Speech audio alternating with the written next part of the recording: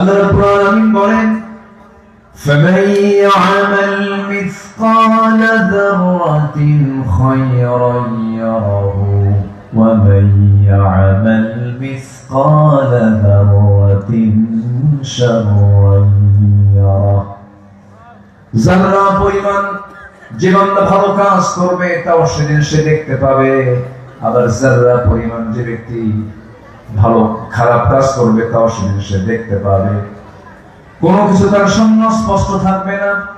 সেই দিন আল্লাহ বলবেন ইকরা কিতাবাকা কাফা বিনাফসিকা আল-ইয়াওমা আলাইকা হাসিবা। বান্দা, তুমি তোমার নিজের আমলনামা তুমি পাঠ করো, আজকের বিচারের জন্য তুমি নিজেই যথেষ্ট। জোরে বলি সুবহানাল্লাহ, আর জোরে বলি সুবহানাল্লাহ। সেই কঠিন একটি মুহূর্ত, কঠিন একটা সময় সবার সামনে পড়ে আছে।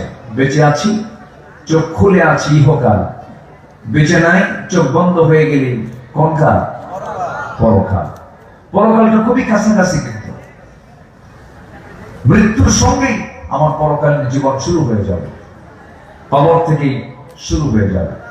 তো সেই পরকালীন জিন্দেগিটা যেন সুন্দর হয়, আমার আপনার যেন পরবর্তী লাইফটা যেন জান্নাতে কেটে যায়। সেই জান্নাতে যাওয়ার জন্য আল্লাহ রাব্বুল আলামিন এই পৃথিবীতে আমাকে আপনাকে পাঠিয়ে দিয়ে একমাত্র তারই গোলামি করে, কোরআনের অনুসরণ করে এবং একজন নবী মুহাম্মদ সাল্লাল্লাহু আলাইহি ওয়াসাল্লামের সুন্নাহগুলোকে মেনে যদি আমরা যেতে পারি পরকালীন জিন্দেগিতে, আল্লাহ রাব্বুল আলামিন আমাদের সেই প্রত্যাশিত, আমাদের সেই অতি আকাঙ্ক্ষিত, অতি লোভনীয় সেই জান্নাত আল্লাহ পাক আমাকে আপনাকে দিবেন।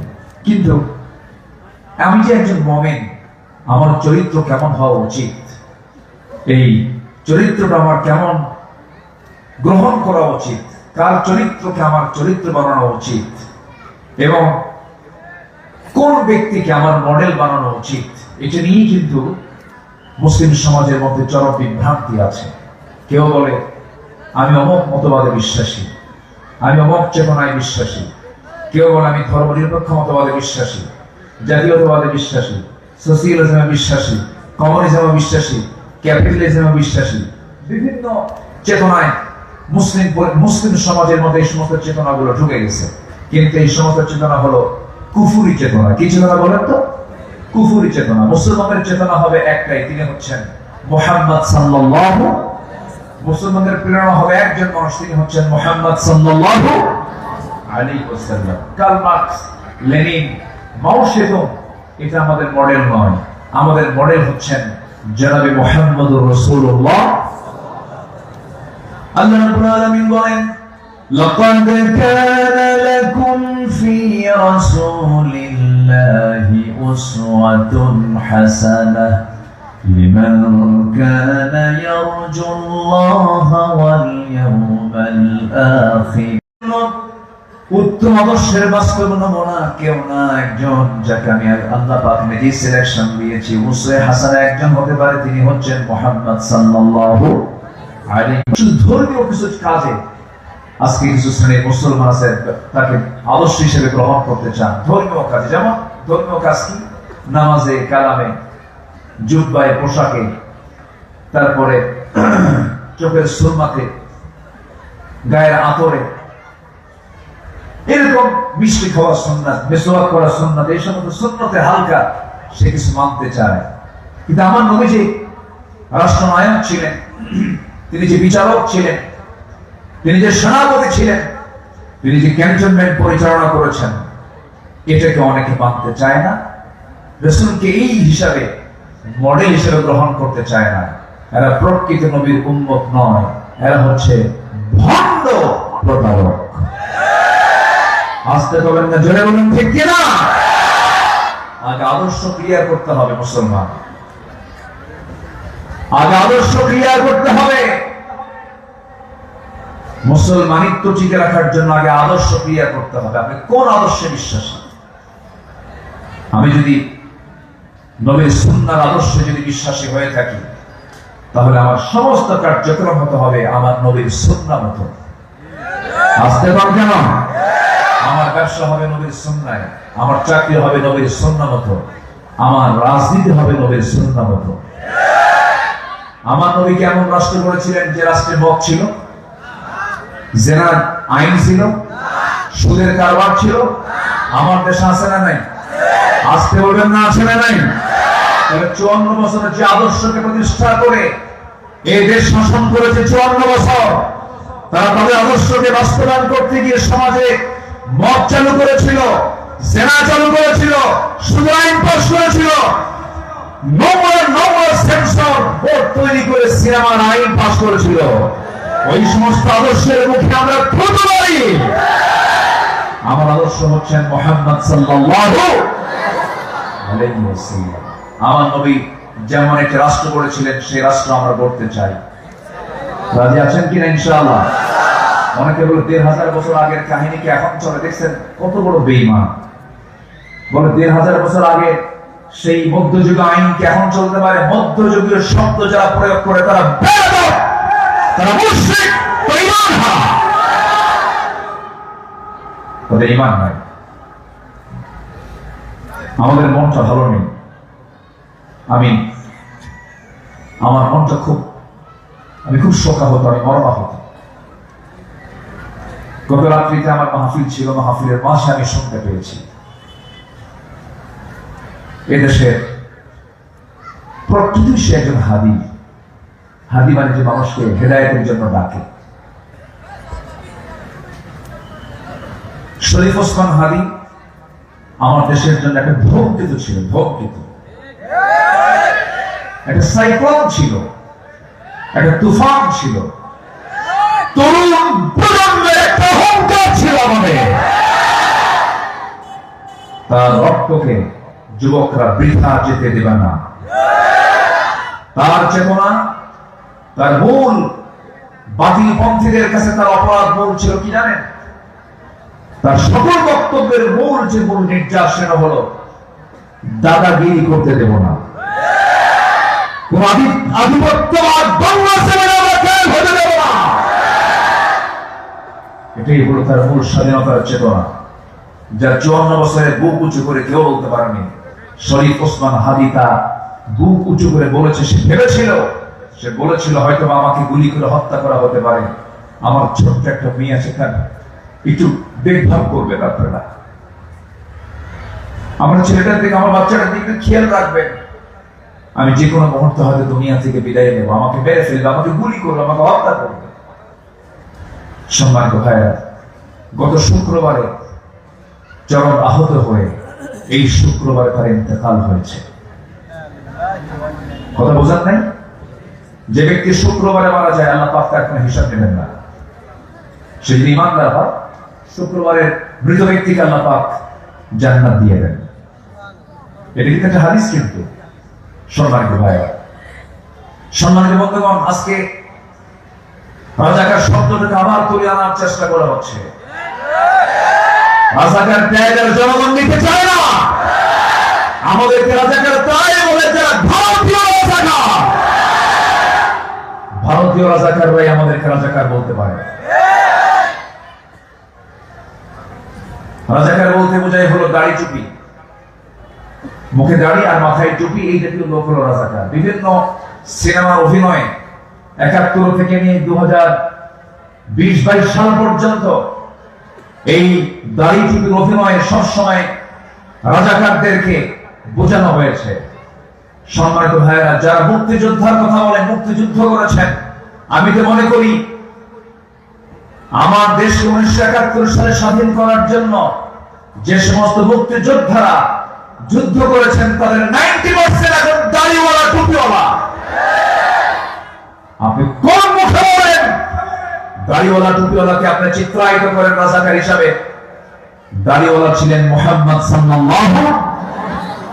অতএব এই দাড়ি আর টুপি তাদের অ্যালার্জি, এরা সবগুলো ফেরেশতার প্রেতাত্মা। কষ্ট পাচ্ছেন মনে হয়? কথা বলবো? কথা না বলতে দিলে বলবো। কথা বোঝেন নাই? ওয়াজ শেষে কিছু বক্তা আছে, ভাই কথায় যদি কোনো ভুল হয় আমার মাফ করে দিয়েন। ভুল কি আমার বাপের কথা বলতে আসছে? ভুল যাবো, মাপ যাবো, কথা বলতে আসছে কোরআন থেকে। কার গায়ে লাগবে আর কার গায়ে লাগবে না এটা দেখার বিষয় না। সম্মানিত ভাইয়েরা, শরীফ ওসমান হাদিদের মতো তাদের যোগ্যোত্তরসূরি হয়ে তরুণ প্রজন্ম তোমরা কি মাঠে ময়দানে স্বাধীনতা রক্ষার জন্য আন্দোলন করতে হবে? রাজি আছো?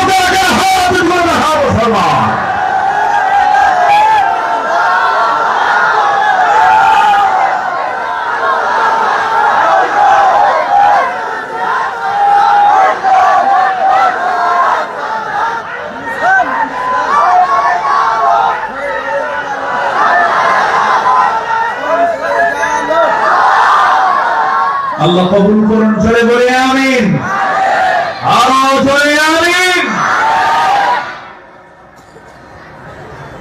সম্মানিত ভাইয়েরা, আমাদের সবচেয়ে বড় শক্তি জানেন? আমাদের সুন্দর চরিত্র। আমরা চরিত্রকে সুন্দর করব, জোরে বলি ইনশাআল্লাহ। আমাদের চরিত্র কি করব? সুন্দর করব। যুবকরা, সময়টা খুব প্রতিকূল। অনলাইনের দুনিয়া, ইমান থেকে সিটকে পড়তে কয়েক মিনিটও লাগে না।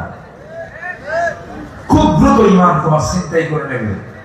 এই প্রযুক্তি তোমার, এই তথ্য প্রযুক্তির মিসইউজ তোমাকে জাহেল বানায় দেবে, মূর্খ বানায় দেবে, তোমাকে হায়না বানায় দেবে, তোমাকে ধর্ষক বানায় দেবে, তোমাকে জেনাকার বানায় দেবে। এই জন্য তথ্য প্রযুক্তির মিসইউজ করো না। স্মার্টফোন তোমার জীবনকে নাশ করে দিতে পারে। একটা অস্ত্র, ধারালো অস্ত্র মানুষকে হয়তোবা শারীরিকভাবে তাকে জখম করতে পারে, কিন্তু তথ্য প্রযুক্তির যে অস্ত্র, এই যে মিডিয়ার যে অস্ত্রটা, এটা তোমার জীবনের সবকিছু ধ্বংস করে দিতে পারে। এই জন্য এটাকে খুব সাবধানভাবে ইউজ করতে হবে। এই দুনিয়াতে এখন এই প্রেজেন্ট ওয়ার্ল্ডে সবচেয়ে বড় চ্যালেঞ্জ হলো ইমানকে রক্ষা করা, চরিত্রকে ঠিক রাখা। আমরা চরিত্রকে যে কোনো মূল্যে ঠিক রাখবো। প্রথমে সাজিয়ে নেব 5 ওয়াক্ত নামাজ। প্রথমে সাজিয়ে নেব কি নামাজ বলেন? 5 ওয়াক্ত নামাজ। এই নামাজ কেন্দ্রিক জীবন আমরা গড়ব। ফ্রেন্ড সার্কেল গড়ে দেব। কি সার্কেল বলেন? ফ্রেন্ড। যারা ফ্রেন্ড হবে তারা কেমন ধরনের হবে? 5 ওয়াক্ত নামাজ দিয়ে আমাদের প্ল্যান আগে সাজায় নেব। আল্লাহ কবুল করুন, জোরে বলি আমিন। ইমানদারদের চারিত্রিক যে রূপরেখা, কোরআনের আলোকে আমি 8টা পয়েন্টে কথা বলতে চাচ্ছি। আমাদের সময় কি বেশি লাগে? দিনের বেলা তো সময় কম পাওয়া যায়, তো যতটুকু সময় বলবো আমাকে সময় দিচ্ছেন তো নাকি? আমাকে যারা শোনেন, আমাকে যারা দেখেন প্রযুক্তির, এই তথ্য প্রযুক্তির মাধ্যমে কল্যাণে, আমি আমার এই 26-27 বছরের ইতিহাসে আমি কোরআনের বাইরে আজে বাজে অপ্রাসঙ্গিক অযৌক্তিক কথা আমার মুখ থেকে খুব কমই বের হয়। আমি বলি না সাধারণত, হঠাৎ করে হয়তো হতে পারে স্লিপ অফ টাং হতে পারে, তবে আমি খুব সচেতন ভাবে কথা বলার চেষ্টা করি এবং প্রত্যেক আলোচকের এইভাবেই কথা বলা উচিত। ঠিক কিনা বলেন? আগে কথা বলার আগে চিন্তা করা, আগে চিন্তা করে এরপরে কথা বলা উচিত। মুখে যা আসে তা বলা উচিত না। সম্মানিত ভাইরা, তো 1 নম্বর চারিত্রিক আদর্শ, চারিত্রিক রূপরেখা 1 নম্বর হচ্ছে সে ব্যক্তি ইমানদার যার অন্তরে সর্বক্ষণ আল্লাহর দিলটা, মানে আল্লাহর ভয়ে দিলটা কাঁপতে থাকবে। সে হচ্ছে একজন ভালো ইমানদারের যে লক্ষণটা, তার মধ্যে 1 নম্বর লক্ষণ হচ্ছে সে কি হবে? তার দিলটা কাঁপবে। কার ভয়ে? আস্তে বলে কাঁপবে কার ভয়ে? চারিত্রিক রূপরেখার 1 নম্বর রূপরেখা হচ্ছে, 1 নম্বর রূপ হলো সে হবে আল্লাহর ভয় ভীত এবং তার দিলটা সর্বক্ষণ কাঁপতে থাকবে। কার ভয়ে? আল্লাহ। আল্লাহ আমাকে দেখছেন, আল্লাহ আমাকে শুনছেন, আল্লাহ আমাকে সবকিছু অবজার্ভ করছেন। ভাইরে, এই ভয় ছাড়া মানুষ কখনো ভালো হতে পারবে না। এত কিছুর মধ্যেও দেখেন সিসি ক্যামেরা, সব ফুটেজ, সবকিছু আছে, জানে, কিন্তু এরপরও গুলিটা করে দিল। আল্লাহর ভয় থাকলে কি করতে পারতো? আচ্ছা, আল্লাহ ভয় থাকলে কি করতে পারতো? করতে পারতো না। আল্লাহ রাব্বুল আলামিন কি এটা?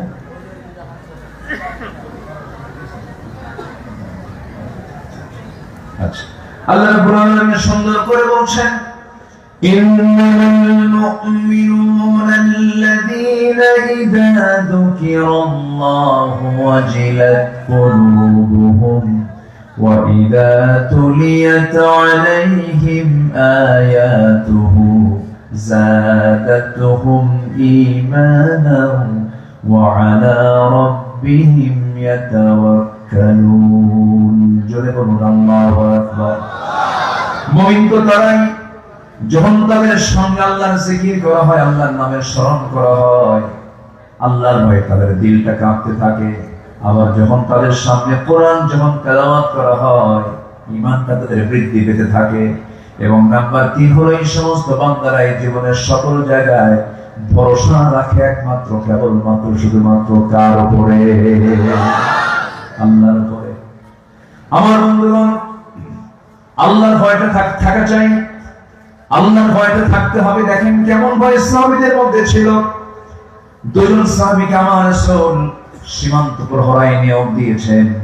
ওই সাহাবী দুজন সীমানা পাহারা দিচ্ছেন। এই জায়গায় তো সীমান্ত এরিয়া আছে বলা হয়, আছে না? মনে খুব কাছাকাছি থাকার কথা। দাদা বাবুরা খুব কাছেই আছে। এইরকম একটা সীমান্ত প্রহরায় দুজন সাহাবীকে রাসূল নিয়োগ দিলেন। একজন সাহাবী বলছেন, ভাই আমি একটু ঘুমায় পড়লাম, তুমি পাহারা দাও, চোখে প্রচন্ড ঘুম আসছে আমার। সাইয়েদনা আম্মার ঘুমিয়ে পড়লেন। আব্বাস রাদিয়াল্লাহু তাআলা থাকলেন, হাতে অস্ত্র নিয়ে দাঁড়িয়ে আছেন, সীমান্ত পাহারা দিচ্ছেন। হঠাৎ করে তার মনে হলো খামাখা দাঁড়ায় থেকে লাভ কি? শেষ রাতের সময় ওযু বানায় নামাজে দাঁড়ায় গেছেন। নামাজ যখন শুরু করেছেন, দূর থেকে শত্রু তাকে তাক করেছে, তাকে টার্গেট করে একটা তীর মেরে দিয়েছে নামাজের ভিতরে। ডান পায়ে বিদ্ধ হলো, নামাজ ছাড়তেছেন না, দর দর করে রক্ত পড়া শুরু হয়ে গেছে। দ্বিতীয় রাকাতে আবার নামাজে দাঁড়িয়েছেন, আরেকটা তীর এসে তার বাম পায়ে লাগলো, রক্ত গড়ে গড়ে পড়ছে। ঘুমন্ত সাহাবী জায়গা পেয়ে বলছেন, আব্বা কি করো, শত্রু তোমাকে আক্রমণ করে ফেলেছে। তবুও তিনি নামাজ ছাড়তেছেন না। নামাজ পড়লেন, সালাম ফিরলেন, রুকু করলেন, সিজদা দিলেন। সালাম ফেরার পর বলছে, ভাই আম্মা, আমি নিজেও জানি শত্রু আমাকে অ্যাটাক করেছে, শত্রু আমাকে হত্যার উদ্দেশ্যে তীর মারা শুরু করেছে, দুটো তীর দুটো পায়ে লেগেছে, তাও আমি জানতে পেরেছি। কিন্তু ভাই আম্মার আমি কি করব? নামাজের মধ্যে যে মজা পাচ্ছিলাম, যে তৃপ্তি পাচ্ছিলাম, যেন আমি আল্লাহর সঙ্গে ডাইরেক্ট কথা বলতেছি। যেরকম সুবহানাল্লাহ, আমি যেন আল্লাহর সঙ্গে সরাসরি কথা বলছি, আল্লাহ আমার কথার জবাবগুলো যেন দিচ্ছেন। ওই সময় মনে হলো দুটা তীর আমার দুটা পায়ে লাগলো, আরেকটা তীর যদি আমার বক্ষটা ভেদ করে দিত, তবু আমি নামাজের মধ্যে যে মজা পাচ্ছিলাম, এই মুহাব্বতের নামাজ আমি কখনো ছেড়ে দিতাম না। যেরকম সুবহানাল্লাহ। আল্লাহর ভয়, আল্লাহর সাক্ষাৎ, আল্লাহর দিদার, এটার চাইতে বড় আকর্ষণ পৃথিবীতে এবং মরার পরেও নাই। যা আল্লাহ হয়ে গেছে তার সব হয়ে গেছে। একটা কথা জেনে রাখবেন, খুব শক্ত হাদিস, খুবই গভীর হাদিস, খুবই কঠিন হাদিস। গোটা পৃথিবীর সকল মানুষ যদি আপনার ক্ষতি সাধন করতে চায়, ক্ষতি যদি করতে চায়, কিন্তু আল্লাহ আপনার যদি উপকার করতে চান, পৃথিবীর কোন মানুষ আপনাকে ক্ষতি করতে পারবে না, আল্লাহ আমার আপনার উপকার করবেন। যেরকম সুবহানাল্লাহ। গোটা পৃথিবীর মানুষ যদি আপনার উপকার করতে চায়, গোটা দুনিয়ার 800 কোটি মানুষ সবাই যদি আপনার উপকার করতে চায়, আর আল্লাহ যদি আপনার ক্ষতি করতে চান, আপনি পরাজিত, আপনি ক্ষতিগ্রস্তই হবেন। কারণ আল্লাহ যা চাবেন সেটাই বান্দার জন্য 100% হবে। যেরকম ঠিক কিনা? ক্ষতি এবং উপকার একমাত্র আসে কার পক্ষ থেকে? আল্লাহর পক্ষ থেকে। আমেরিকা আমাকে বাঁচাবে না, ইউকে আমাকে বাঁচাবে না, ইউরোপ আমাকে বাঁচাবে না, দিল্লি আমাকে বাঁচাবে না, আমাকে বাঁচাবে আমার আল্লাহ তাআলা। ঠিক কিনা? সম্মানিত ভাইরা, তাহলে একজন ইমানদারের আদর্শ চারিত্রিক রূপরেখার 1 নম্বর দিক হলো আল্লাহর স্মরণে অন্তরের প্রকম্পন এবং ঈমানের শক্তি বৃদ্ধি পাওয়া। আল্লাহর আয়াত শুনলে পর ইমানের শক্তি বৃদ্ধি পেয়ে যায়। আমরা আল্লাহর কালামকে সুন্দর করে পড়বো, জোরে বলি ইনশাআল্লাহ। কোরআন শুনবো বেশি বেশি, গান শুনবো। দেখছেন, গানটাও শুনবো, এটা খুব কথা নাকি? গান শুনবেন? গানের ধারে পাশে যাওয়া যাবে? আমরা গান শুনবো না, জোরে বলি ইনশাআল্লাহ। খুব সুন্দর মানুষ আপনারা, বলি আলহামদুলিল্লাহ। সম্মানিত ভাইরা, নাম্বার 2 হলো আদর্শ চারিত্রিক রূপরেখা। নাম্বার 2 হচ্ছে আল্লাহ এবং রাসূলের নিঃশর্ত আনুগত্য করতে হবে। আল্লাহ এবং রাসূল যা বলেছেন এখানে কোন প্রকার আপিল কিন্তু যদি এই জাতীয় কোন শব্দ প্রয়োগ করা যাবে, বলেন যাবে, তাহলে আল্লাহ এবং রাসূলের আনুগত্যে কিন্তু ইফ শর্ত, যদি এই জাতীয় কোন শব্দ প্রয়োগ করলে তার ঈমান আছে না গেছে? আছে না গেছে? চলে গেছে। কোন এখানে কোন শর্ত জড়িয়ে দেওয়া হবে, নিঃশর্ত আনুগত্য করতে হবে, যা বলেছেন তাই মানতে হবে। আল্লাহ রাব্বুল আলামিন বলেন, ইয়া আইয়ুহাল্লাযীনা আমানু আতিউল্লাহ ওয়া আতিউর রাসূল ওয়া লা তুবতিলু আ'মালাকুম। সূরা মুহাম্মদ আয়াত নম্বর 33। মহান রব্বুল আলামিন বলেন, হে ইমানদারেরা, তোমরা আল্লাহর আনুগত্য করো, নবীর আনুগত্য করো। এই আনুগত্য করতে গিয়ে তোমাদের নিজের আমলগুলো বিনষ্ট করে ফেলো না, আনুগত্যে যেন কোনো গাফলতি না হয়। নিঃশর্ত আনুগত্য করতে হবে, কোন শর্ত জড়িয়ে দেওয়া যাবে না, কোনো কিন্তু লাগানো যাবে না, যদি লাগানো যাবে না। কিন্তু যদি লাগানোর একমাত্র ব্যক্তি হলো তারাই, যারা হলো মুনাফিক। যারা কি বলে? মুনাফিক। রাসূল গেলেন উহুদে, বলা হলো, হুজুর উহুদে যাচ্ছি, আমরা যুদ্ধে যাচ্ছি, ওরা তো 3000, আমরা মাত্র 1000। কিন্তু এই যে কিন্তু কি বুঝতেছেন কি আপনারা? ওরা হচ্ছে 3000, আমরা হলাম 1000। কেমন করে সম্ভব এই অসম যুদ্ধে অংশগ্রহণ করা? আমরা পারবো না। এটা কি আনুগত্য হলো? এই প্যাচটা লাগাই দিয়েছি, ইমানদার না মুনাফিকরা? ইমানদার না মুনাফিকরা? আচ্ছা, এই যে 2-1 করে উঠে মঞ্চ থেকে, কি ব্যাপারটা কি? বসেন, আমি কি শেষ করে দেবো? কষ্ট শুরু কেবল, এখনো পর্যাপ্ত সময় আছে। এই আব্বা কি ব্যাপক মাস্তান দেখা যাচ্ছে আপনাকে, বসায় দেয় ভাবসাবি তো আলাদা, মানে ওর ভাবতেইছে না যে আমি কোথায় আছি। হ্যাঁ, মাশাআল্লাহ। ধমক দিয়ে না, কিচ্ছু বলবেন না। বাচ্চাদের ধমক দেওয়া মানে গুনার কাজ। ওরা মসজিদে যাবে, কোনো ডিস্টার্ব করবেন না কেউ। ওরা ডিস্টার্ব করবে, ওরা প্রবলেম করবে, ওরা হাসবে, খেলবে, গুদাগুদি করবে, ওরা যা করে করুক। ওরা যদি কোনো মজলিসে বসে, ওই মজলিসটা বরকত, রহমত আল্লাহ পাক ভরপুর করে দেয়। ওরা থাকবে, ওদেরকে কখনো ধমকাবে না। ধমকানো জায়েজ নাই তো। দেখবেন মসজিদে ছোট ছোট বাচ্চাকে কিছু বুড়ো চাচা আছে, চোখে এরকম বড় বানায়, এইরকম বড় বানায়, মনে হয় মসজিদ ওনার বাবার 14 গোষ্ঠী। উনি ভাবলেন না এই শিশুটা একদিন আমাকে দেখে দেখে নামাজি হবে। উনি ভাবলেন না এটা, ভাবতেছে ডিস্টার্ব করবে, আওয়াজ তো করবে। বাচ্চারা তো আওয়াজের জন্যই আছে। বাচ্চার যন্ত্রণা যদি সহ্য না করতে চান, তাহলে বাচ্চার বাপ হবেন কেন? আপনি যদি বাচ্চার যদি ডিস্টার্ব সহ্য করতে না পারেন, আপনি নানা হবেন কেন? কিছু কিছু নানা আছে, দেখবেন ছোট ছোট বাচ্চাদেরকে একটু ধমকায়, নাতিরা মনে মনে দোয়া করে, বুড়া বুড়বি কোনদিন কুলখানি খাবো।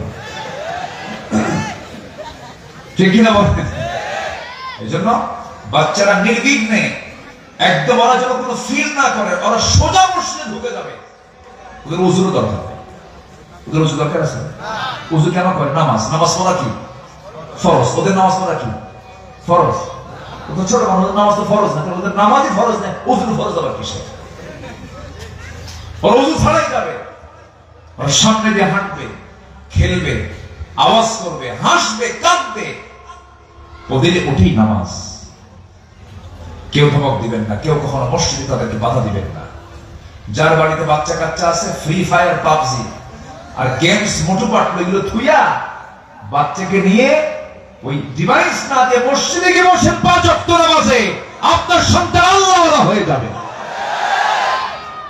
মসজিদমুখী হৃদয় বানান, মসজিদমুখী বাচ্চা কাচ্চা বানান, দেখবেন কিসমত খুলে গেছে। বলি আলহামদুলিল্লাহ। কি বলবো এটা? ওয়াজ করি আমি, মোবাইল পড়েই যাবে, ব্যাপারটা কি? আমার ধাক্কাটা নাকি? কি বলবো দেখেন, আমার দিকে তাকান। হ্যাঁ, আমার মাদের ভিতরে দানের জন্য কিছু ব্যাগ গিয়েছে। আমার মা বোন সবাই দিল থেকে নিয়ত করবেন, আগে এত বড় মাহফিল, আপনি যা চাবেন আল্লাহ তা কবুল করবেন। শুক্রবার আসর থেকে মাগরিব পর্যন্ত বান্দার যা চাই সেই দোয়া আল্লাহ কবুল করে নেন। মায়েরা সবাই দিবেন ইনশাআল্লাহ। আচ্ছা, আমি আলোচনা চালাই, সমস্যা নাই তো? এই কতক্ষণ লাগবে আপনার? তাড়াতাড়ি সরেন, পিছন থেকে লাথি খাবেন কিন্তু, তাড়াতাড়ি সরেন। আবেগ তো অন্য ধরনের জিনিস, তাই না? জি, আমার দিকে তাকান। তাহলে আনুগত্য হবে 1 নাম্বার কার? আসতে বলবেন না কার? নাম্বার 2 মুহাম্মদ সাল্লাল্লাহু আলাইহি ওয়াসাল্লাম। দেখেন আনুগত্য কাকে বলে? মুনাফিকরা বলল, হুজুর আমরা যুদ্ধে যাব, কিন্তু ওরা 3000, আমরা কত? 1000। এই কিন্তু লাগালে কি হয়ে যায়? মুনাফিক হয়ে যায়। রাসূল বললেন না,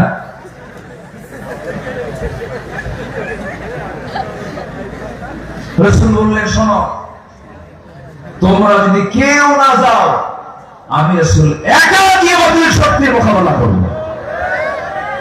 আমার নবী অনড় হয়ে গেল। মুনাফিকরা সিটকে করলো। তাহলে মুনাফিক চেনা যায় নামাজে না জিহাদে? নামাজে না জিহাদে? জিহাদে, ময়দানে, মাঠে খেলা, কে খেলে আর কে খেলে না। কিন্তু যারা সারা জীবন খেলার কথা বললো তারা আর নাই। খেলা হবে। লোকটা ছিল দেশে, খুব বিনোদন হতো, বুঝলেন? লোকটা যাওয়াতে আমরা খুব কষ্টে আছি, মন টন খেলাধুলা বন্ধ হয়ে গেছে। সম্মানিত ভাইরা, মাঝে মাঝে এখন একটু উঁকি মারে, মাঝে মাঝে উঁকি মারে না? উঁকি কোন দিক থেকে যেন উঁকি টুকি মারে। সম্মানিত ভাইরা, বাংলার জমিনে তাদের রাজনীতি করতে হলে আমাদের শর্ত আছে। 28 লক্ষ কোটি টাকা দেশ থেকে পাচার করে নিয়ে গেছ, 27 লক্ষ কোটি টাকা আগে জনগণকে বুঝা দিয়ে রাজনীতি করবা। সোজা কথা। ওরা মুক্তিযুদ্ধকে ব্যবসার জিনিস বানাইছিল। ওরা দেশের 12টা বাজায় দিচ্ছে, দেশের কোন অর্থনীতি ওরা ঠিক রাখে নাই। লোপাট করে সাগর চুরি করে নিয়ে চলে গেছে। পুকুর চুরি না, কি চুরি? সাগর চুরি। সাগর চুরি করে নিয়ে চলে গেছে। এই ব্যাংকগুলো নাকি এর মধ্যে? তাই? আচ্ছা ঠিক আছে, তাহলে একটু গেল, পরে লজ্জা পাচ্ছে, আমাকে বলে নেন যে হুজুর আপনাকে বললে আবার ধমক দেন। ধমক না, এটা অনেক বড় আয়োজন। তো এই যে বসে বসে কথা শুনছেন, এটাও একটা সওয়াবের কাজ। দানও করবেন, এটাও সওয়াবের কাজ। কেউ কিন্তু উঠবেন না। যদি একজন ব্যক্তি ওঠেন, আমি ভাববো উনি শৃঙ্খলা ভঙ্গ করলেন। মাহফিলের শৃঙ্খলা রক্ষার দায়িত্ব একার না, সবার। কেউ উঠবেন না, শুধু পকেটে হাত দিবেন, অন্যের পকেটে না, কিন্তু নিজের পকেটে হাত দিবেন। দয়া করে যদি পকেটে টাকা না থাকে, ভিন্ন কথা, কোনো সমস্যা নেই, দেওয়ার দরকার নেই। কিন্তু দেওয়ার গুরুত্বের জন্য বলি, যা আছে তাই দেন। যদি বিড়ি থাকে, বিড়িও দেন। তো দিতে হবে, সবাই একটু দেন আর আমার কথাগুলো শোনেন। কষ্ট পাচ্ছেন নাকি আপনারা? আমি কি শিবগঞ্জে, আমি পুরাতন মানুষ। শিবগঞ্জের এমন কোন মাহফিল নাই যে মাহফিল আমার যাওয়া হয়নি, আসা হয়। আমি এসেছি, অনেক মাহফিল করেছি। সম্মানিত ভাইরা, তবে কিন্তু শব্দ, যদি শব্দ প্রয়োগ করে ইমানদার না মুনাফিকরা? এই মুনাফিকরা পিঠ দেখায় চলে গেল। আমার নবীজি বাকি সাহাবীদেরকে নিয়ে উহুদে চলে গেলেন। সে উহুদের ময়দানে আমার নবীজি স্ত্রী আম্মা জান আয়েশাকে সাথে নিয়েছিলেন। আমার নবীজি বড় বড় সফরও তিনি স্ত্রীকে সাথে রেখে যেতেন না। যুদ্ধের ময়দানে যুদ্ধ শুরু হয়ে গেল, যুদ্ধ চলতেছে। এমন সময় মুসলমানদের প্রাথমিক বিজয় প্রায় সুনিশ্চিত হয়ে গেছে, কিন্তু আমার নবজি কিছু সাহাবীকে ডাক দিয়ে বলছেন, ও সাহাবীরা, 50 থেকে 60 জন তীরন্দাজকে এক জায়গায় করে বললেন, শোনো, এই যে ছোট্ট একটা পাহাড় আছে, এই পাহাড়ের উপরে তোমরা বসে থাকবে, তোমাদের ডিউটি যুদ্ধ করা নয়, এই জায়গায় তোমরা দাঁড়িয়ে থাকবে, বসে থাকবে, বসে থেকে তোমাদের কাজ হলো এই যে চিকন গলিপথ আছে, এই চিকন গলিপথ দিয়ে শত্রু যখন আক্রমণ করবে, সে আক্রমণকে তোমাদের প্রতিহত করতে হবে। সে আক্রমণ তোমরা প্রতিহত করতে না পারলে বড় বেকায়দা হয়ে যাবে, বড় সমস্যা হয়ে যাবে। এই 56 জন 50 জনকে যখন দায়িত্ব দেওয়া হলো, দায়িত্বরত সাহাবী দায়িত্ব পালন করছিলেন, কিন্তু যুদ্ধ প্রায় শেষের দিকে। যুদ্ধ যখন শেষ হয়ে যাচ্ছে, মনে হলো প্রাথমিক পর্যায়ে কুরাইশরা পরাজিত হয়ে গেছে, মনে করে ওই 50 থেকে 56 জন দায়িত্ব প্রাপ্ত সাহাবী তারা করলেন কি, অস্ত্র ফেলে দিলেন। অস্ত্র ফেলে দিয়া করলেন কি, তারা সোজা অস্ত্র রেখে তারা যুদ্ধ শেষ মনে করে তারা এক জায়গায় জড়ো হলেন। ওই সময় ওই চিকন গলিপথ দিয়া কাফের মুশরিকদের একটা বাহিনী অতর্কিত হামলা করলো। সে অতর্কিত হামলা চালায়া রাসূলকে টার্গেট করলো, দূর থেকে পাথর মারা শুরু করে দিল। সেই পাথরগুলো আমার নবী মাথার দিকে আসা শুরু করলো। আগে তীর মারা শুরু করেছে, সেই তীরগুলো 10 জন সাহাবী দৌড় মেরে গিয়ে নবীর চতুর্পার্শ্বে দাঁড়িয়ে গিয়ে বলছে, হুজুর আপনি নড়বেন না, যত তীর আমাদের গায়ে লাগুক কোনো সমস্যা নাই। 10 জন সাহাবী শাহাদাত বরণ করলেন। সর্বশেষ সাহাবী দাজানা রাসূলকে জড়িয়ে ধরলেন। রাসূলকে জড়িয়ে ধরে বলছেন, ইয়া রাসূলুল্লাহি, আমি দাজানা একজন না, লক্ষ দাজানা যদি দুনিয়া থেকে বিদায় হয়, দিনের তেমন কোনো ক্ষতি হবে না।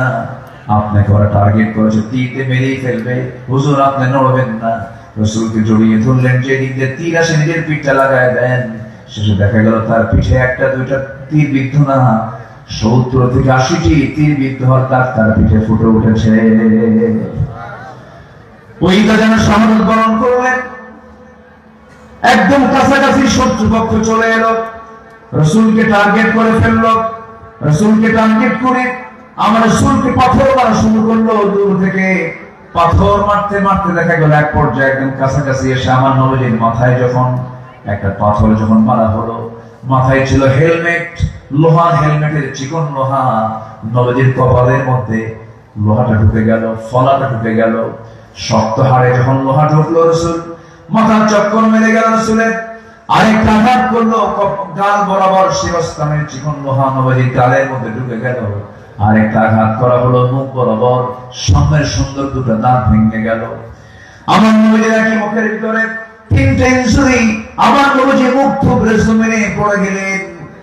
এই অবস্থায় সিচুয়েশন থেকে কাফের মুশরিকরা চতুর্দিকে গুজব রটায় দিয়েছে, উতিলা মুহাম্মদ নিহত হয়ে গেছে। সাহাবায়ে কেরামদের মধ্যে যখন এই নিউজ চলে গেছে, কান্না নল পড়ে গেছে। বিশেষ করে পাগল সাহাবী ওমর রাদিয়াল্লাহু তাআলা আনহু চতুর্দিকে ঘোষণা করলেন, যে দুনিয়াতে রাসূল বেঁচে নাই, সেই দুনিয়াতে আমারও বাঁচার দরকার নেই। আবার তিনি যুদ্ধে চাপিয়ে পড়লেন। সাইয়েদনা আলী রাদিয়াল্লাহু আনহু তিনি খুঁজতে খুঁজতে রাসূলকে হয়রান হয়ে গেলেন। তিনি ভাবছেন, না, নবীজি মারা যেতে পারেন না, তার দাওয়াতি কাজ এখনো শেষ হয় নাই। খুঁজতে খুঁজতে গিয়ে দেখেন উহুদের ময়দানে একটা গর্তের মধ্যে আমার নবীজি উপর হয়ে পড়ে আছেন। তাকে তুলে সোজা করে দিলেন। নবীজির চেহারার দিকে তাকায় বলছেন, ইয়া রাসূলুল্লাহি, আপনাকে কাফের মুশরিকরা এমন করে আঘাত করলো, আপনি তাদের জন্য লানত করুন। রাসূল বলছেন, আরে লানত করার জন্য আমি রাসূল দুনিয়াতে আসি নাই। একটা কথা জেনে রেখে দিও আলী, যে জমিনে বিষ্ণবীর রক্ত যখন ঝরেছে, দেখতে হবে খুব বেশি দিন দূরে নয়, এই জমিনে আল্লাহর দ্বীন কায়েম হয়ে যাবে।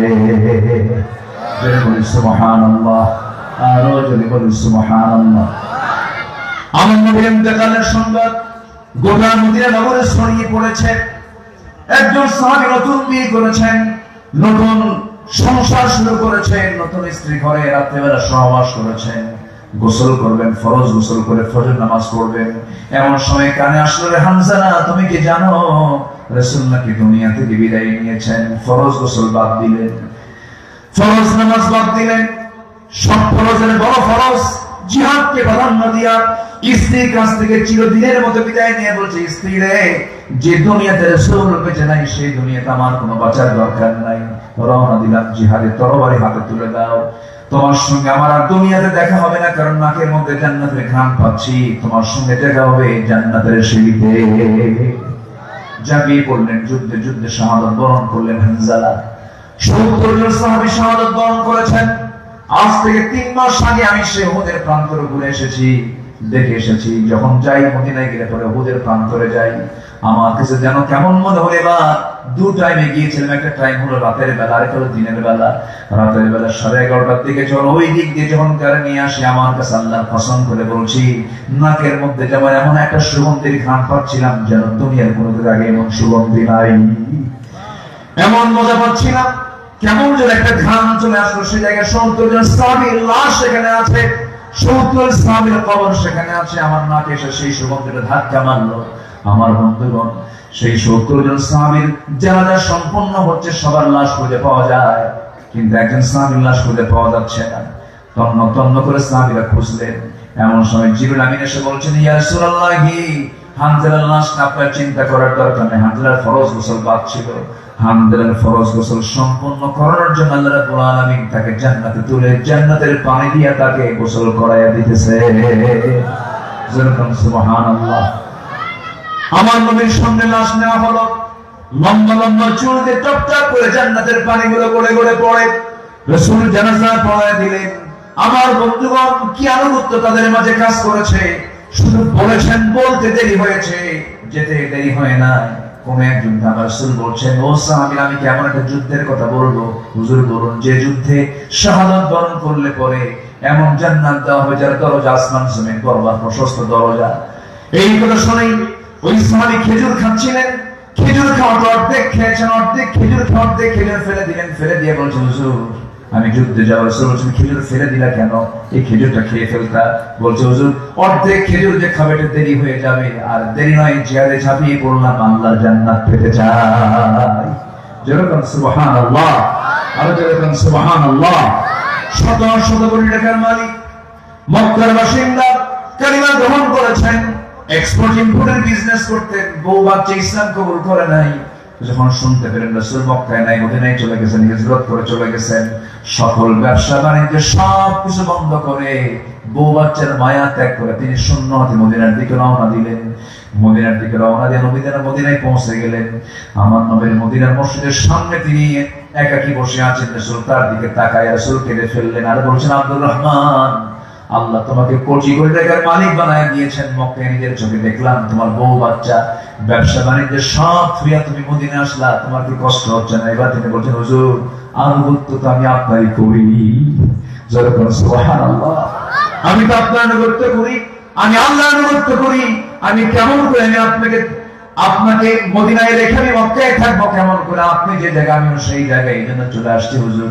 রাসূল বলেন, আব্দুল্লাহ, তুমি আব্দুর রহমান, তুমি কি জানো আবু জেহেল কিন্তু তোমার সুন্দর যে বাড়িটা ছিল মক্কার, সেই বাড়িটা সে দখল করে ফেলেছে, তোমার কি মন খারাপ হচ্ছে না? তিনি মুসকি হাসি মেরে বলছে, হুজুর আবু জেহেল দখল করেছে আমার বাড়ি, আর আমি দখল করতে চাই জান্নাতের বাড়ি।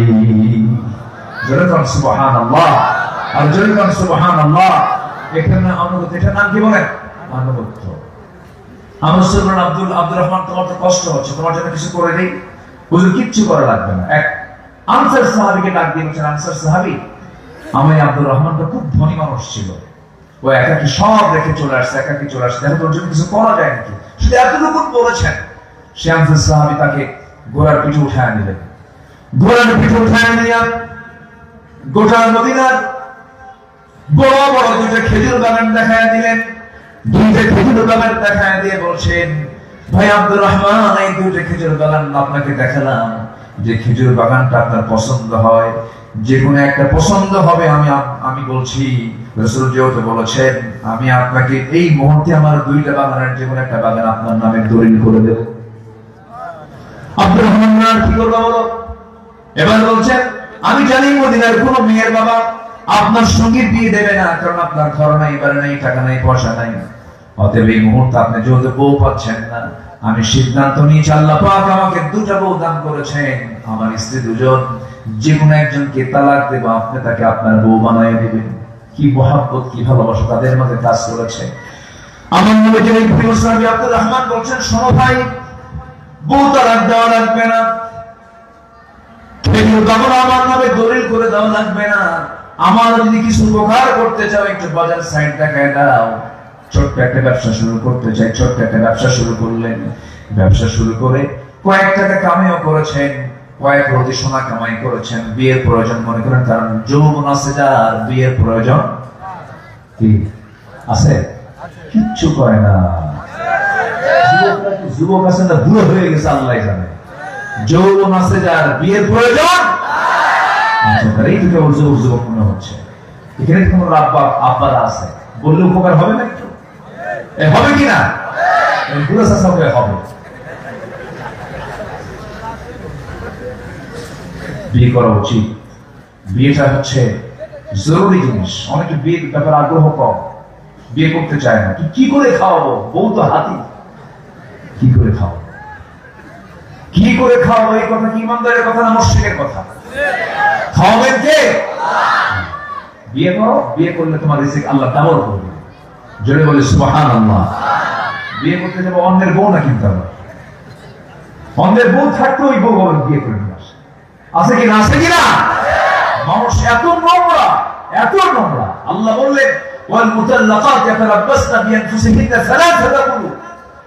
তিনটা ইদ্দত না যাওয়া পর্যন্ত তালাকপ্রাপ্ত নারী 3 মাস আরো সামথিং টাইম না ক্রস হওয়া পর্যন্ত ওই নারীকে কোন পুরুষ বিয়ে করতে পারবে না। 3 মাস 13 দিন, 3 মাস 10 দিন তো আছেই, এটা শর্ত।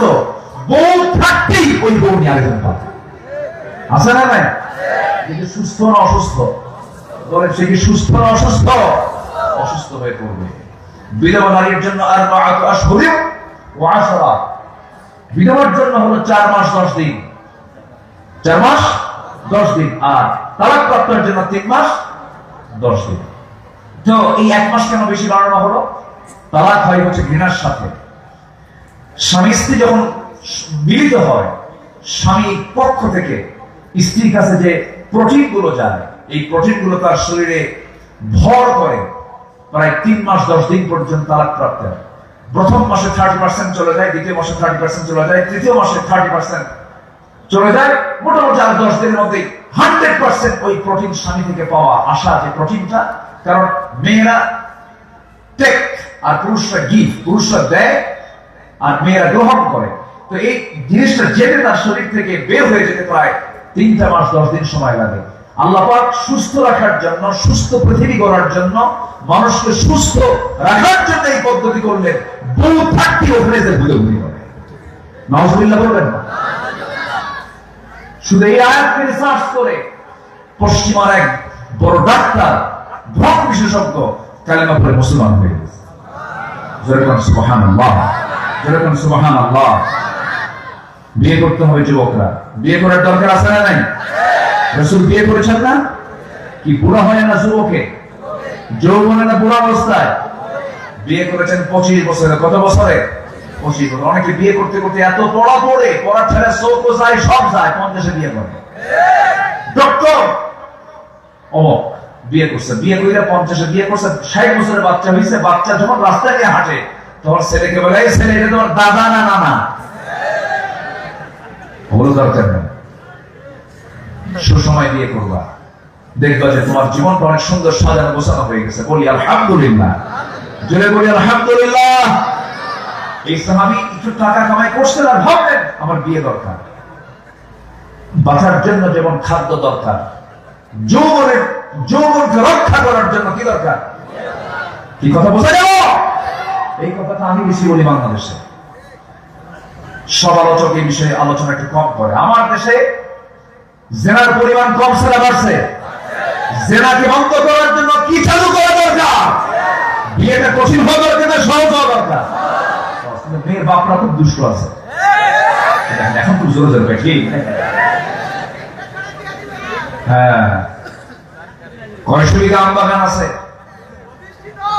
প্রতিষ্ঠিত মঙ্গল গ্রহে অফিস লাগবে। কত কি লাগে? সরকারি চাকরি হবে না, নগদ ক্যাশ লাগবে, এত কোটি। এরপরে ইউরোপ আমেরিকার সিটিজেনশিপ থাকতে হবে, মঙ্গল গ্রহে 2টা অফিস থাকতে হবে।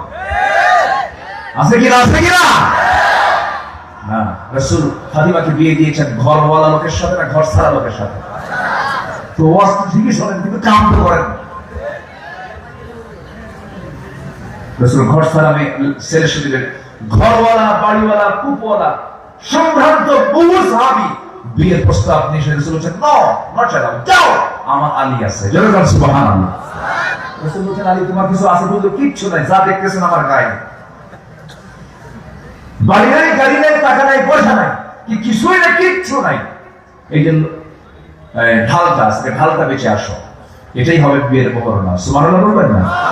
বিয়ের বাপ এমন সালাক, বিয়ের বর্ণনা ধরে কত জানেন? 30,03,303 টাকা, যেটা জীবনে আমার মেয়েকে তালাক না দিতে পারে। নিয়োগ দেখছেন? নিয়োগ ঠিক আছে? পুরুষের অ্যাবিলিটি অনুযায়ী বর্ণনা ধার্য হওয়া উচিত। আজকে যুবকরা যে খুশি হচ্ছে, দারুণ লুজ ভালো করে রাখো।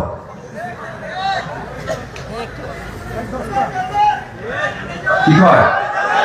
চলো চলো, ঠিক আছে, তোমাদের সহজ করে দিচ্ছি আমি। কিন্তু মেয়েদের আবার রুচি খারাপ, মেয়েরা ভালো ছেলে পছন্দ করে না। মুখে দাঁড়িয়ে মাথায় টিপে 5 ওয়াক্ত নামাজ পড়ে, এটা চাচা। কি ছেলে পছন্দ? যার প্যান্টের হাঁটু ফাটা। প্যান্টের কি ফাটা? হাঁটু ফাটা প্যান্ট, আর মাথার চুল হবে দুই দিকে চামড়া বের করা, পিছনে চামড়া বের করা, মাথার উপর গোল সেন্ট মার্টিন দ্বীপ। আছে না? আপনার খুব ভালো ছিল, ফ্যাশন দেখছে, হাঁটু নাই, ওভার স্মার্ট, খালি স্মার্ট না, কানে দুল আছে, গলায় মালা আছে, হাতে ব্রেসলেট আছে, কোমরে বেল্টের তালা আছে, এমন প্যান্ট পরে টান মারলেই খুলে পড়ে। বাবা খুব একটা খারাপ না বাবা, শুধু দুবেলা শুধু মদের বোতল খায়, বোতল খায়, এটা তো মাসালা নয়। এগুলো আবেগ, এই আবেগ দিয়ে মা জীবন চলবে না বলে বাদ দেন। আব্বা আম্মার আনুগত্য করবেন, আব্বা আম্মার কথা শুনবেন। যে বিয়ে আব্বা আম্মা নাই, সেই বিয়ে জায়েজ নাই, ঠিক না? লা ওয়ালিয়্যুন, যে বিয়েতে ইল্লা বি ওয়ালিয়্যিন, যে বিয়েতে ওলি নাই, সেই বিয়ে নাই। ওলি থাকতে হবে, একা একা হবে না। আল্লাহ বুঝার তৌফিক দান করুন, জোরে বলি আমিন। বলছিলাম আব্দুর রহমান ইবনে আওফের কথা, মনে আছে আপনাদের? এই সাহাবী কিছু টাকা পয়সা কামাই করলেন, কেউ তো নাই, বউ বাচ্চা সব তো মক্কায় ফিরে আসছেন, ব্যবসা বাণিজ্য সব ফিরে আসছেন, শত শত করে টাকার মালিক তিনি। কয়েক রতি, আনা না কিন্তু আনি না, কয়েক রতি সোনা পাইছেন, কামাই করছেন, বিয়ে করতে গেছেন, মেয়ে পছন্দ হয়েছে, বিয়ে করার নিয়তে মেয়ে দেখতে গেছেন, পছন্দ হয়েছে, বিয়ে করে ফেলছেন। 3 দিন 4 দিন খোঁজ নাই। আমার নবীর কাছে চলে আসলেন 3-4 দিন পর। রাসূল বলেন, আব্দুর রহমান ইবনে আওফ, তোমার সুন্দর জামা দেখতেছে, চেহারা খুব গ্লেস মারতেছে, আবার সুগন্ধ দেখি, কাণ্ড কিছু ঘটাইছে মনে হয়। এবার বলছেন, হুজুর মেয়ে দেখতে গেছিলাম, আর ফিরে আসতে পারি না, বিয়ে করছি, আমাকে দাওয়াত দিলাম, হুজুর মনই ছিল না। কি কথা কি বুঝতেছে? যে আব্দুর রহমান ইবনে আওফ নবীর মহব্বতে মক্কার ব্যবসা বাণিজ্য, বউ বাচ্চা সব থুইয়া মদিনায় চলে আসছে, এবার বিয়ে করতে যায় ভুলে গেছে। রাসূল বলেন, না, বিয়ে জরুরি, যৌবন, এটার নাম কি বলেন? এটার নাম কি বলেন? রাসূল বলেন, ঠিক আছে, বিয়ে করেছো, আমি ধন্যবাদ দিলাম, কিন্তু টাকা পাইলা কোথায়? হুজুর ব্যবসা করছিলাম, একটু বরকত পেয়েছে, ওই যে মদিনার আনসার সাহাবী হেল্প করেছে, ব্যবসায় কিছু কামাই হয়েছে। আমার রাসূল এত খুশি হলেন। আমার রাসূল তার আমার আপনার মতো ছেঁচড়া দাওয়াত না পেলে এরকম মন খারাপ করে থাকবে না। আমাদের মধ্যে এরকম আছে না কিছু? বিয়ে একখান পাইছি, যে বিয়ে তার মেয়েরে বিয়ে দিল, আমার বড়ই না, যাবই না ওই বাড়িতে, এরকম ছেঁচড়া কিছু আত্ম আছে না? নাই? দাওয়াতের জন্য আশায় থাকে, আছে না? নাই? দাওয়াতের আশায় থাকবেন কেন? খাওয়ানোর মালিক কে? দাওয়াত দিবেন না, দিক মন খারাপ করবেন কেন? এটা দিল না, ওটা দিল না, খাওয়াই নাই, খাইছে কোন না, এরকম লক্ষ্মী কিছু আছে, আছে কিনা বলেন? যারা খাওয়া নিয়ে কথা বলে, কি খাওয়াইছে, কি খাওয়াই নাই, ভালো হয় নাই, ওরা মানুষই না, উচিত না। খাওয়া যা জুটবে খেলাম, আলহামদুলিল্লাহ, যা পাইছে কি আরো চলে কম, আরো চলে কম। যদি একটু খাওয়া দুর্বল হয় মেয়ে পক্ষে, হ্যাঁ আছে না এরকম? মেয়ে পক্ষের খাওয়া যদি একটু দুর্বল হয়, সারা জীবন খোটা মারে মেয়েকে, তোর বাপ তো কি বলবে, খাওয়াই না, আছে না? নাই? এগুলো করবেন না, যা জুটবে বলবো আলহামদুলিল্লাহ। জোরে বলি আলহামদুলিল্লাহ। আজকে অনেক উপকার হলো সবার আজকের ওয়াজ দিয়া। নামাজ পড়েন তো নাকি? কয় ওয়াক্ত নামাজ? কয় ওয়াক্ত নামাজ পড়বো আমরা বলেন? আল্লাহ কবুল করুন, জোরে বলি আমিন। আরো জোরে আমিন। তাহলে চারিত্রিক যে রূপরেখা 8টা, এর মধ্যে 1 নাম্বার বলে ফেললাম, আল্লাহর জিকিরে, আল্লাহর স্মরণে দিলটা কাঁপবে ইমানদারের। নাম্বার 2 হচ্ছে শর্তহীন আনুগত্য হবে দুজনের। 1 হচ্ছে আল্লাহ, নাম্বার 2 কে? মুহাম্মদ সাল্লাল্লাহু। উঠে যাচ্ছে কেন? চলে যাচ্ছেন কেন? যারা চলে যাচ্ছেন এটা কিন্তু ঠিক হচ্ছে না, এটা শৃঙ্খলার খেলাফ হচ্ছে। সবাই বসুন, আমরা পয়েন্টটা শুধু শেষ করে দেবো, হয়তো ব্যাখ্যায় দিতে পারবো না। দায়িত্ব এবং জবাবদিহিতার ভারে বিগলিত হৃদয় এবং আত্মসমালোচনা ইমানদারের গুরুত্বপূর্ণ একটা দিক। দায়িত্ব নিয়ে তার পেরেশানি অবশ্যই দরকার আছে না? বলেন তো। এই আমার পাশে চেয়ারম্যান সাহেব বসে আছেন, উনি যদি দায়িত্বের সম্পর্কে যদি সচেতন না হন, দায়িত্ব পালন হবে? হবে না। পেরেশান থাকতে হবে। যেরকম পেরেশান ছিলেন ওমর ফারুক রাদিয়াল্লাহু তাআলা। এক রাতে উনি বের হয়েছেন, একটা প্রত্যন্ত গ্রামের মধ্যে গেছেন, গিয়ে দেখেন এক বুড়ি মহিলা বসা। তো আরেকজনকে সাথে নিয়ে গেছেন, সাইয়েদনা আলীকে সাথে নিয়ে গেছেন। যাওয়ার পর বুড়ি মহিলাকে দেখে বললেন, বুড়িমা আপনি কেমন আছেন? বাবা ভালো নাই তো। আছি আলহামদুলিল্লাহ, কিন্তু আমার খোঁজ খবর কে নেয়? ওমর তো নাই, ওমর তো দেখেন না। কার সামনে বলতেছেন? ওমরের সামনে বলতেছেন। উনি বলতেছেন, দেখেন মা, এত দূর কি আসা যায়? এত দূর ওমর আসবে কেমনে? বুড়ি মহিলা এখন কয়, এত দূর আসবে কেমনে? এটাই যদি মনে করেন ও খলিফা হলো কেন? কি কথা কি বুঝতেছেন? একদম মাইন্ডে হিট করতেছে। এবার ওমর ফারুক কাঁপতেছেন, উনি পরিচয় দিচ্ছেন না। কাঁদতে কাঁদতে তার গাল ভিজে গেল। এবার বলছে, বুড়িমা আপনি ওমরের বিরুদ্ধে যে নালিশটা করেছেন, সেই নালিশটা তুলতে দিলে আপনি কি নেবেন বলেন? এবার মহিলা বলছেন, না আমি তাকে মাফ করবো না। কেন?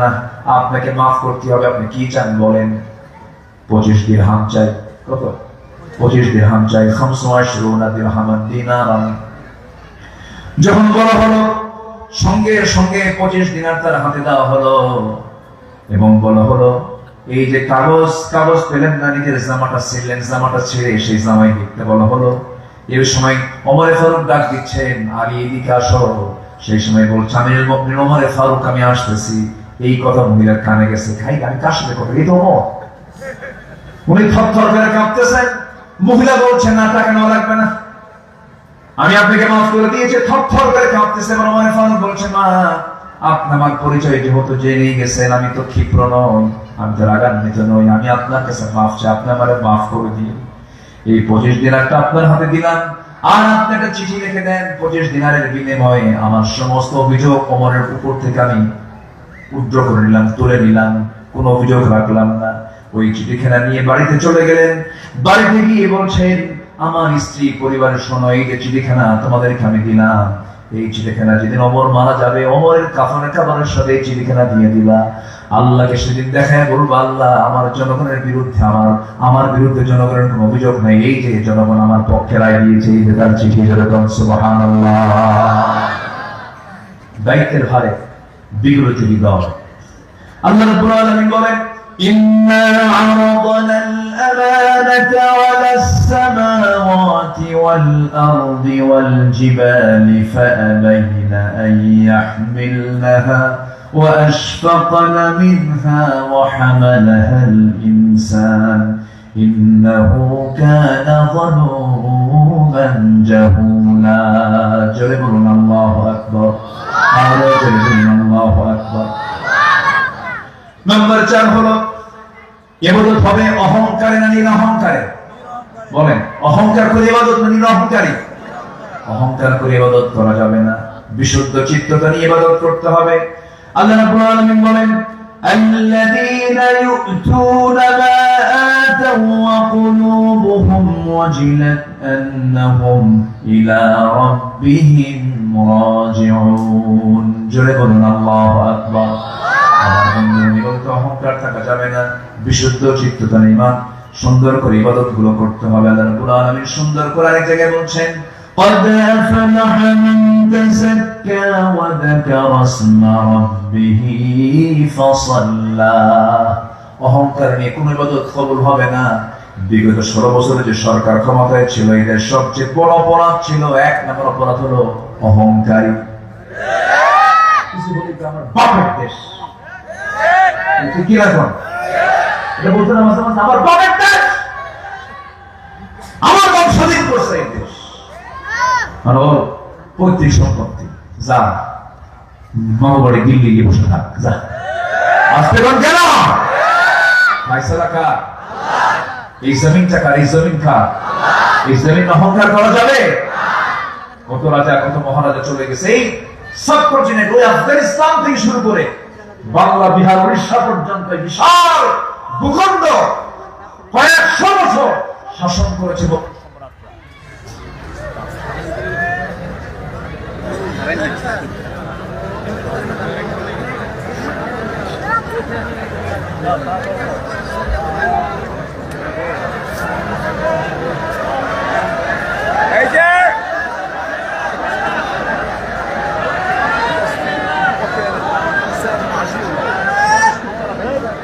ব্যাটারি বন্ধ হয়ে গেছে।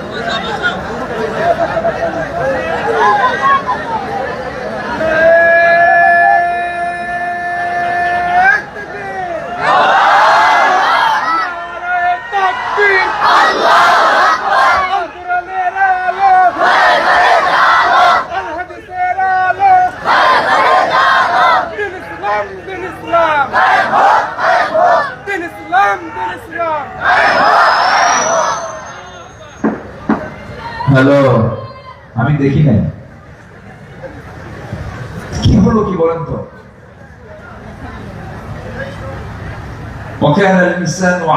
মানুষ খুব ত্বরাপ্রবণ, খুব দ্রুত কিছু পেতে চায়, আর অস্থির, এত অস্থির হলে হবে? তাই বসেন না, আমরা দোয়া করবো তো। জুমার দিনে দোয়ার গুরুত্ব আছে না নাই বলেন তো? মনে হচ্ছিল এরকম কিছু লোক করতেছে, মনে হচ্ছিল আমার জেলখানা আটকে আছে। বসেন। আপনি কি জানেন এখানকার মর্যাদা কত, এর সবটা কত? একটু বসেন। সবার কিসমতে এই সমস্ত জায়গায় আসা হয় না ভাই, সবাই বসতে পারেন। আল্লাহ সবাইকে শেষ পর্যন্ত থাকার তৌফিক দান করুন, জোরে বলি আমিন। সম্মানিত ভাই, তাহলে অহংকার থাকা যাবে না। এক বেচারি আগের যুগে বিয়ে করতে যেতে মানুষ ঘোড়ায় চড়ে, গরুর গাড়িতে চলে। এক যুবক বিয়ে করবে, ঘোড়া লাগবে। তো গ্রামের এক মুরব্বীর কাছে ঘোড়া আছে, বললো যে চাচা আপনি একটু ঘোড়াটা দিবেন, অমুকদিন আমার বিয়া। চাচা বুড়া মানুষ তো রাগের ঠাগাই করছে, সবাই দিব, তোলে দেবো না, যা। যুবকটা বাড়িতে আসছে মন খারাপ কইরা, মানে রূপক অর্থে বলছি, গল্প বলে বলছি। বাড়িতে এসে চুপচাপ বসে আছে, শবে কদরের রাত আসছে। তো শবে কদরের রাতে মসজিদে গিয়ে তারাবি কইরা তাহাজ্জুদ তাহাজ্জুদ পড়ে শেষ একটা দোয়ায় হাত তুলে বলতেছে, আল্লাহ আজকের এই রাত্রিতে আমার কোনো চাওয়া পাওয়া নাই, আমি কিচ্ছু চাই না, তুমি আমাকে কিচ্ছু দিও না, শুধু আমার একটাই চাওয়া, বুড়ার যেন পোড়া মরে, বুড়ার জন্য কি মরে। এই দোয়া করে চলে আসছে বাড়িতে। এসে দেখে মার চোখে পানি, মা কান্দে। কে বাবা তুমি কান্দো কেন? বাবা তোর গরু মরছে। কি মরছে? মালাকুল মউত দোয়া কিন্তু ঠিকই আসছে, কিন্তু ঘোড়ার কাছে না গিয়ে কার গরুর কাছে গেছে? যে হিংসা করছে, যে হিংসা করে, সেই হিংসুকি জ্বলে পড়ে সারখার হয়ে যায়। এই জন্য হিংসা, অহংকার এগুলো আমাদের দ্বারা যেন প্রকাশ না পায়, জোরে বলি ইনশাআল্লাহ। একটা আত্মীয় গরিব হয়ে গেছে, অহংকার দেখানো যাবে না। গরিব আত্মীয়, কিন্তু গরিব বান্দাটা কার? চোখটা একটা নাই, 1.5 ব্যাটারি। এলাকায় 1.5 ব্যাটারি কয় নাকি? বলা যাবে না। চোখটা নাই তার, সুন্দর করে ডাকবেন, কথা বলবেন। খাটো মানুষ, দেখতে অসুন্দর দেখা যাচ্ছে, কিন্তু বান্দাটা কার? কখনো অহংকার, দাম্ভিকতা এগুলো দেখাবো না, এটা ইমানদারের সঙ্গে যায় না, ইমানের সঙ্গে যায় না এই সমস্ত আচরণগুলো। নাম্বার 5 হলো ধোঁকাবাজি করা যাবে না। ভাই এই আমটা এত ফ্রেশ, কোনো কি নাই, ফরমালিন নাই, কি নাই, কোনো কি নাই, ফরমালিন নাই। এলাকা আম তো আম দিয়ে উদাহরণ দিচ্ছি আমি।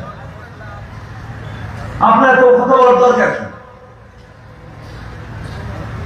আমের প্রসেসিং এর জন্য এমন কোন ফল নাই যে ফলে কিছু মেডিসিন নাই, এমন কোন ফল পৃথিবীতে নাই।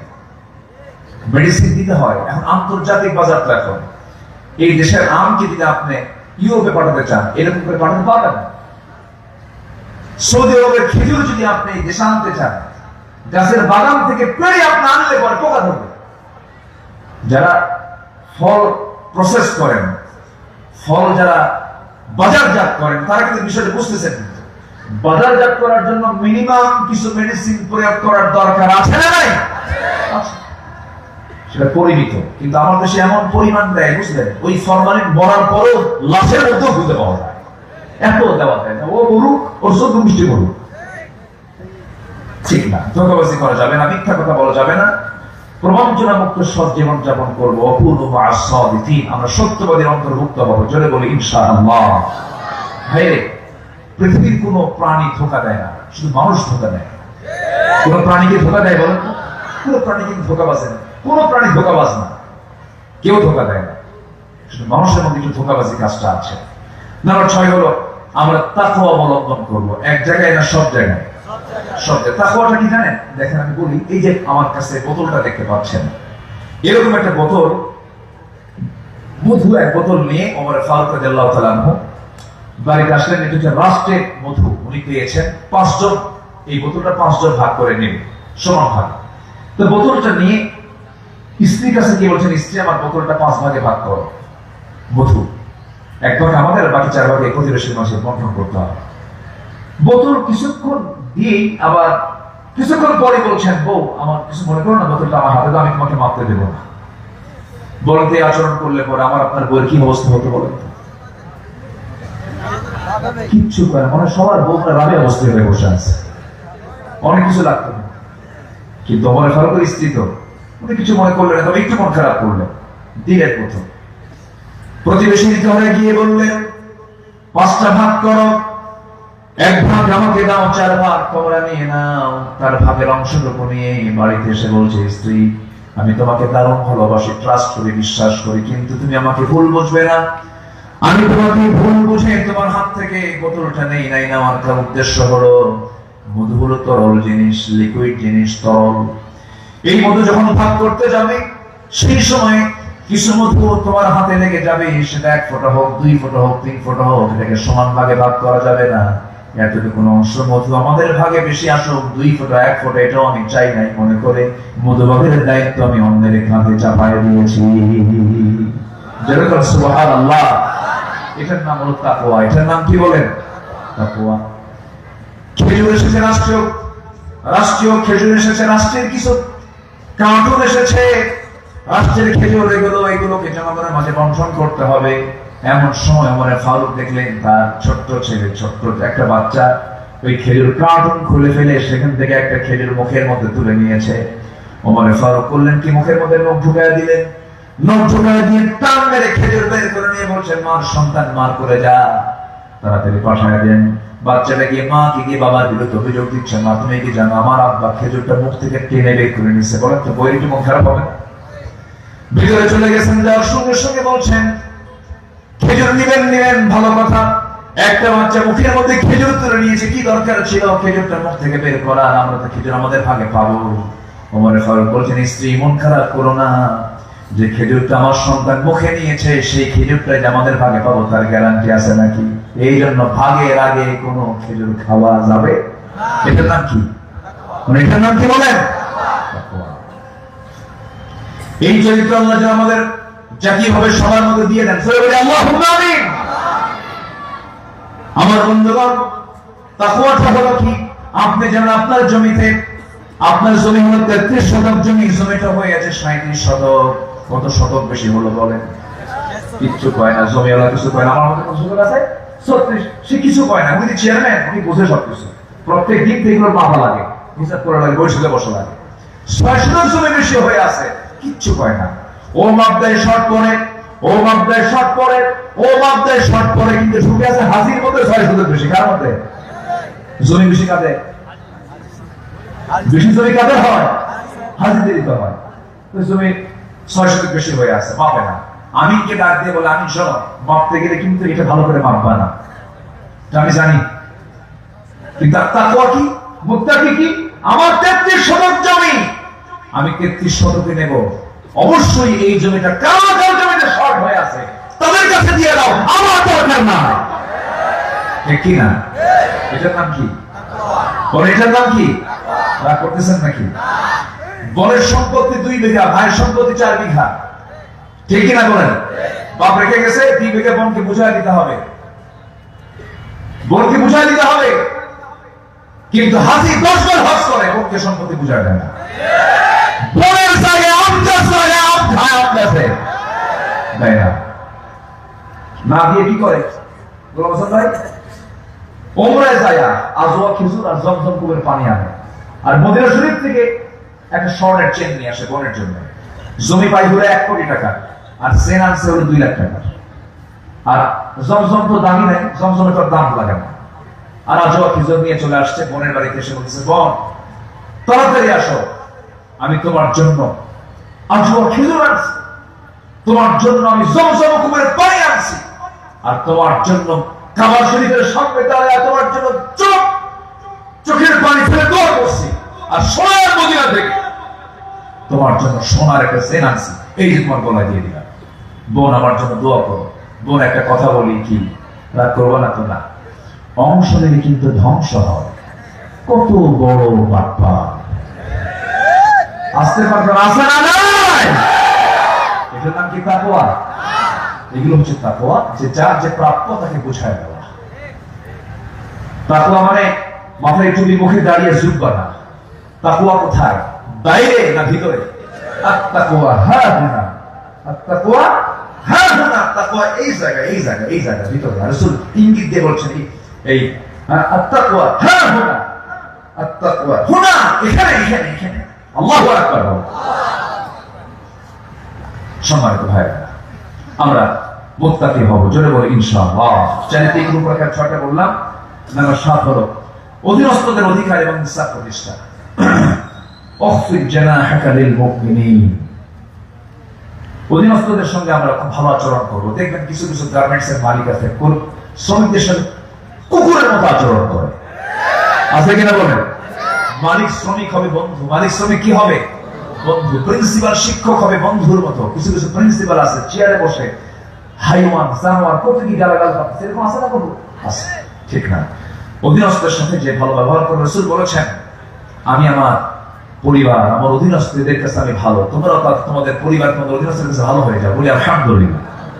এগুলো হচ্ছে চারিত্রিক রূপরেখার দিকগুলো। নাম্বার সর্বশেষ 8 হলো, 8 নম্বর হচ্ছে ন্যায় বিচার প্রতিষ্ঠায় আপোষহীন হওয়া। ন্যায় বিচার যে প্রতিষ্ঠা হবে, জানেন গ্রামের বহু মাতব্বর আছে, টাকা খায়া বিচারের রায়টা পাল্টায় দেয়। মনে হয় শিবগঞ্জে নাই? আছে কিনা? আছে কিনা বলেন, আছে কিনা? শোনেন, গ্রামের মাতব্বর কিন্তু বিচারক, কিয়ামতের দিন ধরা হবে না? ধরা হবে কিনা বলেন?